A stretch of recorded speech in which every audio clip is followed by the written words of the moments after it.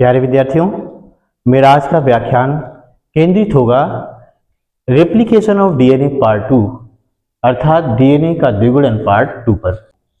मेरा आपसे अनुरोध है कि आप इस रेप्लिकेशन ऑफ डीएनए पार्ट 2 को देखने से पहले मेरा इसके पहले का व्याख्यान रेप्लिकेशन ऑफ डीएनए पार्ट 1 को अवश्य देख लें, तभी ये चीज़ें आपको स्पष्ट रूप से समझ आएंगी। तो इसी कड़ी में हम आगे बढ़ते हुए बात करते हैं रेप्लिकेशन ऑफ डीएनए पार्ट 2 की, जिसमें हम आपको बताने की कोशिश करेंगे कि डीएनए रेप्लिकेशन की शुरुआत कैसे होती है। पार्ट 1 में हमने डीएनए रेप्लिकेशन से संबंधित कुछ बेसिक बातें बताई हैं, इसलिए आप पार्ट 1 को देख करके उन बेसिक बातों को पहले समझ लीजिए, उसके बाद फिर इस रेप्लिकेशन ऑफ डीएनए पार्ट 2 को देखिए। और मैं स्पष्ट तौर पे कह सकता हूं कि तब आपकी समझ में पूरी मैकेनिज्म आ जाएगी, यानी पार्ट 1 देखने के बाद ही ये पूरी मैकेनिज्म आपको बहुत ही स्पष्ट रूप में समझ में आएगी। तो आइए हम आगे बढ़ते हैं और समझने की कोशिश करते हैं कि डीएनए का रेप्लिकेशन होता कैसे है। तो डीएनए का रेप्लिकेशन समझने के पहले हम कुछ महत्वपूर्ण बातों को जान लें, जैसे रिक्वायर्ड मटेरियल, क्या क्या चीज़ें जरूरी है रेप्लिकेशन के लिए। तो सबसे पहले डीएनए चाहिए, और इस डीएनए के रेप्लिकेशन के लिए इसको कट करने के लिए एक हेलिकेज एंजाइम की जरूरत होती है, और फिर डीएनए के इन अलग हुए स्टैंड को ये फिर से ना जुड़ जाएं, इसको रोकने के लिए कुछ विशेष प्रकार के प्रोटीन, जिन्हें SSB प्रोटीन यानी सिंगल स्टैंड बाइंडिंग प्रोटीन कहा जाता है। इनका फुल फॉर्म क्या होता है? Single strand binding proteins.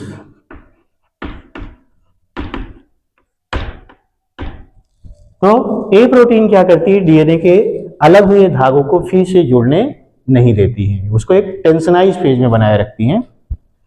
इसके अलावा डीएनए के उलझन को रोकने के लिए topoisomerase first and second enzyme, DNA का संश्लेषण करने के लिए DNA polymerase first, DNA polymerase second और डीएनए पॉलीमरेज थर्ड एंजाइम, और साथ ही साथ एक प्राइमर का संश्लेषण करने वाले आरएनए प्राइमेज एंजाइम। इतनी चीजों की हमें जरूरत होगी एक डीएनए सिंथेसाइज करने के लिए, यानी डीएनए के रेप्लिकेशन को समझने के लिए हमें इन चीजों का ज्ञान होना जरूरी है। जो हमारे एंजाइम्स हैं, इनका अच्छे से ज्ञान होना जरूरी है। तो आइए हम देखते हैं क्या होता है। एक डीएनए है, और इस डीएनए में हेलिकेज नामक एंजाइम, जो कि कैंची की तरह डीएनए को बीच से फाड़ता है, एंट्री करता है।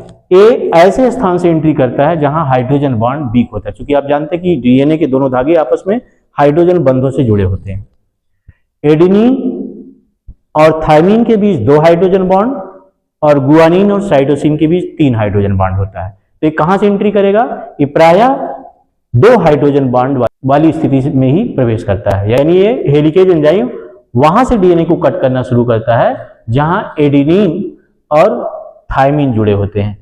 क्योंकि यहाँ 2 ही हाइड्रोजन बॉन्ड होते हैं, इसलिए इनको बहुत आसानी से कट किया जा सकता है। तो हेलिकेज एंजाइम यहाँ एंट्री करता है और डीएनए को कट करना शुरू कर देता है। डीएनए को कट करने के साथ ही साथ, जैसे अब डीएनए के दोनों धागे फूलते हैं, तो बीच में क्या हो जाता है? एक पफ बन जाती है, एक फूली हुई संरचना बन जाती है। डीएनए जैसे जैसे अलग होता जाता है, क्योंकि बीच से कटिंग करता है, तो इसलिए डीएनए के जिस बॉन्ड के कारण वो जुड़ा हुआ था, ये धागे जुड़े हुए थे, डीएनए सीधी स्थिति में था, अब फैलने लगता है और इस तरह से फैली हुई स्थिति में आ जाता है। यानी हेलिकेज काटता हुआ अभी दोनों साइड एक ओरी, वहां से जहां से इसकी कटिंग शुरू होती है उसे ओरिसी रीजन कहा जाता है, ओरिजिन क्षेत्र कहा जाता है, और यहीं से कट करता हुआ हेलिकेज आगे की तरफ, एक हेलिकेज इधर बढ़ रहा है, एक हेलिकेज इधर बढ़ रहा है, इस तरह से डीएनए को दोनों साइड से फाड़ा जा रहा है। तो अब इसी को अगर हम ऐसे एक कटिंग ले लें और इसको ऐसे करके देखें, तो यही एक साइड का हमने डीएनए का ये जो फूला हुआ क्षेत्र, अगर इसको हम बीच से ऐसे दो भागों में बांट दें तो एक भाग कैसे दिखेगा, इस तरह से दिखेगा जैसा हमने यहाँ बनाया है। ऐसे ही चाहे इधर का भी देखें तो ये भी ऐसे दिखेगा। तो हमने उसी को यहाँ लाके बनाया है। तो अब देखिए यहाँ क्या दिखाया गया है कि ये डीएनए का लीडिंग स्टैंड है जहां डीएनए लगातार सिंथेसाइज हो रहा है 5 प्राइम टू 3 प्राइम दिशा में, और दूसरा ये डीएनए का लैगिंग स्टैंड है जहां डीएनए 5 प्राइम से 3 प्राइम दिशा में छोटे छोटे खंडों के रूप में सिंथेसाइज हो रहा है। ऐसा क्यों हो रहा है इसकी चर्चा भी हम बाद में करेंगे। तो जैसा कि हमने बेसिक रूप में बताया है डीएनए पार्ट रेप्लिकेशन पार्ट 1 में कि डीएनए में जो रेप्लिकेशन होता है हमेशा सेमी कंजर्वेटिव होता है, यानी अर्ध संरचित प्रकार का होता है। अर्ध संरचित का मतलब इसका आधा धागा पहले से ही संरचित होता है और आधा नया बनता है। तो ये देखिए डीएनए जो था इसका देखिए एक धागा तो पहले से ही संरचित है और इसी एक धागे के सापेक्ष क्या है दूसरा डीएनए बन रहा है न्यूक्लियोटाइडों को जोड़ते हुए। तो अब यहाँ यही है।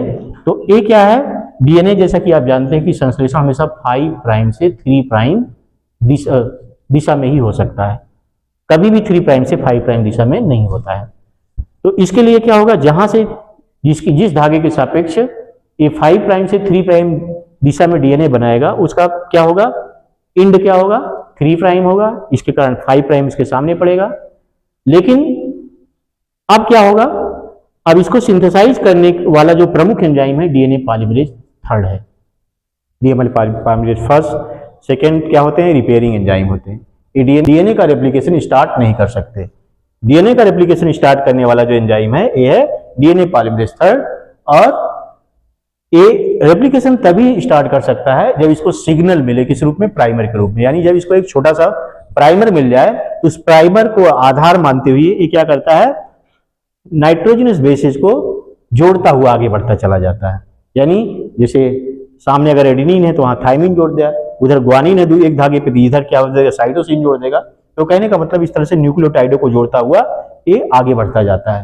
तो जहां लीडिंग स्टैंड पर डीएनए की लगातार सिंथेसिस होती है क्योंकि इसका 5 प्राइम नीचे पड़ रहा है और यहां से बिना किसी बाधा के यहां संश्लेषण हो रहा है, तो दूसरे धागे पर जिसको लैगिंग स्टैंड कहते हैं यहां डीएनए छोटे छोटे खंडों के रूप में बन रहा है। क्यों बन रहा है, क्योंकि इसका जो 5 प्राइम सिरा है नीचे है और इसके ठीक सामने जो डीएनए सिंथेसाइज होगा उसका 5 प्राइम सिरा नीचे नहीं पड़ा, क्योंकि वहां उसके सामने क्या होगा 3 प्राइम होगा। तो डीएनए आप जानते हैं 3 प्राइम से 5 प्राइम दिशा में सिंथेसाइज नहीं होता है, हमेशा 5 प्राइम दिशा में सिंथेसाइज। तो 3 प्राइम यहाँ तो इसका 5 प्राइम ऊपर कहीं होगा, तो ऊपर से जैसे मान लीजिए हेलिकेज ने इतना काटा था, एक प्राइमेज एंजाइम क्या करेगा, यहाँ प्राइमर बनाएगा और फिर उसी प्राइमर से डीएनए पॉलीमरेज 3 क्या करेगा, आगे तक डीएनए को के न्यूक्लियोटाइडों को जोड़ता हुआ एक डीएनए का संश्लेषण कर देगा। और जैसे ही डीएनए बनेगा पता चला हेलिकेज ने और काट दिया, मान लीजिए यहां तक काट दिया, तो यहां फिर से primase enzyme RNA primase enzyme क्या करेगा, आरएनए प्राइमर सिंथेसाइज करेगा। आरएनए प्राइमर है पीले कलर में मैंने दिखाया है, और इस आरएनए प्राइमर को आधार मानते हुए डीएनए पॉलीमरेज 3 फिर से न्यूक्लियोटाइडों को जोड़ करके डीएनए का निर्माण कर देगा। अब मान लीजिए डीएनए यहां से यहां तक यानी 5 प्राइम कहां ऊपर की तरफ है, तो 5 प्राइम से 3 प्राइम दिशा में डीएनए बन गया। अब पता चला हेलिकेज ने काट दिया और यहां तक काट दिया, यहां तक काट दिया तो क्या होगा, अब फिर से डीएनए अब इधर से नीचे से ऊपर तो जा नहीं, क्योंकि नीचे इसका 3 प्राइम होगा, 5 प्राइम ऊपर कहीं है। तो अब देखिए अब फिर से आरएनए प्राइमेज एंजाइम क्या करेगा, फिर से आरएनए प्राइमर, यानी जितनी बार डीएनए का संश्लेषण हो उतनी बार आरएनए प्राइमर लगाया जाएगा। किसके द्वारा, आरएनए प्राइमेज एंजाइम द्वारा। अब ये आरएनए प्राइमर लग गया और फिर से डीएनए पॉलीमरेज 3 ने क्या किया, यहां प्राइमर से नीचे तक क्या कर दिया, डीएनए का संश्लेषण कर दिया। अब इस डीएनए संश्लेषण के दौरान ऐसा हो सकता है कि चूंकि धागे ऐसे बटे हुए होते हैं ये उलझ सकते हैं, तो इस उलझाव को रोकने के लिए एक और एंजाइम होता है जिसका नाम है टोपोआइसोमरेज। ये टोपोआइसोमरेज 2 प्रकार के होते हैं, टोपोआइसोमरेज फर्स्ट और टोपोआइसोमरेज सेकेंड। इन्हें गायरेज एंजाइम भी कहा जाता है। फर्स्ट क्या करता है, कटिंग करता है, यानी एक साथ दोनों स्टैंड को कट कर सकते हैं। तो एक कट करता है, दूसरा क्या होता है उसको सिल देता है। तो इस तरह से डीएनए की जो उलझन होती है उसको दूर करने का काम टोपोआइसोमरेज फर्स्ट और सेकेंड एंजाइम करते हैं। इसके अलावा डीएनए के दोनों धागे जब खुले होते हैं तो फिर से आपस में जुड़ सकते हैं, क्योंकि क्या होता है इनके बीच हाइड्रोजन बॉन्डिंग होती है। जैसे ही संपर्क में आएंगे फिर से हाइड्रोजन बॉन्ड बन जाएंगे। तो इनको संपर्क में आने से रोकने के लिए इनके दोनों सिरों पर सिंगल स्ट्रैंड बाइंडिंग प्रोटीन्स होते हैं जो इनको हमेशा टेंशनाइज फेज में बनाए रखते हैं और कभी भी इन धागों को पास नहीं आने देते हैं, जिसके कारण डीएनए का संश्लेषण होता रहता है। तो जहां लीडिंग स्ट्रैंड पर 5 प्राइम से 3 प्राइम दिशा में डीएनए लगातार बनता रहता है, क्योंकि इसका 5 प्राइम सिरा नीचे की तरफ पड़ता है, और यहां से या चूंकि देख रहे हो वाला डीएनए 3 प्राइम है तो यहाँ क्या होगा 5 प्राइम यहाँ नीचे होगा, तो यहां से यहां तक लगातार डीएनए सिंथेसाइज हो जाएगा। लेकिन इसके विपरीत लैगिंग स्ट्रैंड पर डीएनए क्या होता है, ये 5 प्राइम इसका सिरा हो गया, ये वाला जो ओरिजिनल डीएनए है, और इससे जो डीएनए सिंथेसाइज होगा उसका निचला सिरा क्या है 3 प्राइम है। तो आप जानते हैं 3 प्राइम से 5 प्राइम डीएनए संश्लेषण हमेशा 5 प्राइम से, तो 5 प्राइम इसका कहाँ है ऊपर है, तो एक आरएनए प्राइमर सिंथेसाइज करेगा प्राइमेज एंजाइम, और फिर क्या होगा यहां से यहां तक डीएनए सिंथेसाइज हो गया न्यूक्लियोटाइडों को जोड़ते हुए। अब पता चला इतना जैसे डीएनए बना हेलिकेज ने यहां से यहां तक काट दिया है, तो फिर क्या हो गया गैप हो गया, तो क्या होगा 5 प्राइम जहां काटा है वहां 5 प्राइम होगा ऊपर की तरफ, और वहां एक आरएनए प्राइमर फिर से सिंथेसाइज किया, ये हमने पीले कलर से दिखाया इसको, आरएनए प्राइमर सिंथेसाइज हुआ और यहां से फिर डीएनए यहां तक सिंथेसाइज कर दिया गया, यानी 5 प्राइम से 3 प्राइम दिशा में। अब जैसे ही हेलिकेज डीएनए पॉलीमरेज थर्ड ने यहां तक सिंथेसाइज किया डीएनए को, पता चला हेलिकेज काटते काटते यहां पहुंच गया, फिर इतना बड़ा गैप बन गया। अब ये गैप बना तो क्या होगा, इसका 5 प्राइम तो नीचे है नहीं, 5 प्राइम ऊपर ही होगा हमेशा, तो ऊपर यहाँ एक आरएनए प्राइमर सिंथेसाइज किया गया और फिर 5 प्राइम से 3 प्राइम तक ए डीएनए पॉलीमरेज 3 द्वारा इसका संश्लेषण कर दिया जाता है। तो कहने का मतलब जो डीएनए का रेप्लिकेशन किया जाता है उसका मुख्य एंजाइम डीएनए पॉलीमरेज थर्ड होता है। ये लीडिंग स्ट्रैंड पर भी और लैगिंग स्ट्रैंड दोनों पर ये डीएनए का संश्लेषण करता है।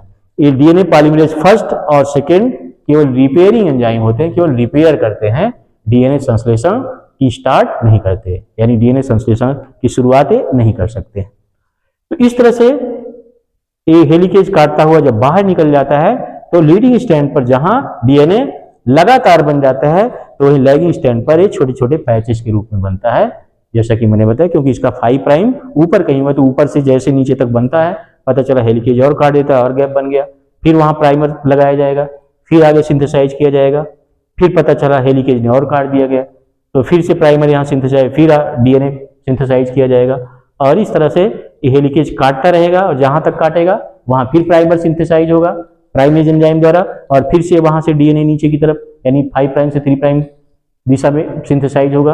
और इस तरह से जब डीएनए संश्लेषण समाप्त हो गया यानी डीएनए रेप्लिकेशन समाप्त होगा तो लीडिंग स्ट्रैंड पर जहां डीएनए लगातार सिंथेसाइज हुआ है वहीं ये लैगिंग स्ट्रैंड पर छोटे छोटे पैचेस के रूप में सिंथेसाइज होगा। अब क्या होगा कि जो प्राइमर है, क्योंकि आरएनए पार्ट है इसमें यूरेसिल होगा, तो ये डीएनए का पार्ट तो है नहीं, तो इसको हटाना जरूरी है।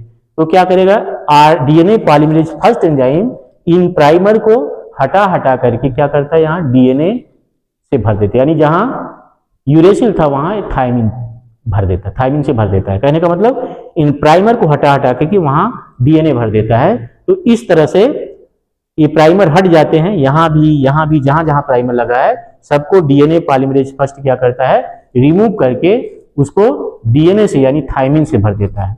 और अब क्या होता है, ये तो हट गया, अब उसके बाद चूंकि यहाँ आरएनए बन गया, यहाँ तो कोई समस्या नहीं, यहाँ तो डीएनए लगातार इधर नीचे से ऊपर तक सिंथेसाइज, लेकिन अब ये जो छोटे छोटे डीएनए के पैचेस हैं ये अलग अलग रूप में हैं, इनको जोड़ना है। तो जोड़ने के लिए एंजाइम होता है ligase enzyme. Ligase enzyme ATP की मदद से इन धागों को क्या करता है बिल्कुल वैसे ही सिल देता है जैसे दर्जी कपड़े को सिलता है। तो इस तरह से लाइगेज एंजाइम इनको सिल करके आपस में सिल करके एक पूरा डीएनए सिंथेसाइज कर देता है। अब दोनों स्ट्रैंड यानी लीडिंग और लैगिंग स्ट्रैंड जो डीएनए बनता है वो सेमी कंजर्वेटिव टाइप होता है, यानी जिसमें आधा डीएनए पहले का होता है और आधा डीएनए बिल्कुल नया होता है। यहाँ भी आधा डीएनए पहले का होता है, आधा डीएनए बिल्कुल नया होता है। तो इस तरह के रेप्लिकेशन को semi conservative type of replication कहा जाता है। तो डीएनए में हमेशा और हमेशा सेमी कंजर्वेटिव अर्थात अर्ध संरक्षित प्रकार का द्विगुणन अर्थात रेप्लिकेशन होता है। तो ये था डीएनए के रेप्लिकेशन के बारे में। मैं समझता हूं कि मेरे इस व्याख्यान ने डीएनए के रेप्लिकेशन को लेकर के आपके कॉन्सेप्ट को क्लियर कर दिया होगा और इस डीएनए के रेप्लिकेशन को लेकर के आपकी एक समझ विकसित हो गई होगी। इन्हीं सब बातों के साथ मेरा आज का व्याख्यान समाप्त होता है। धन्यवाद।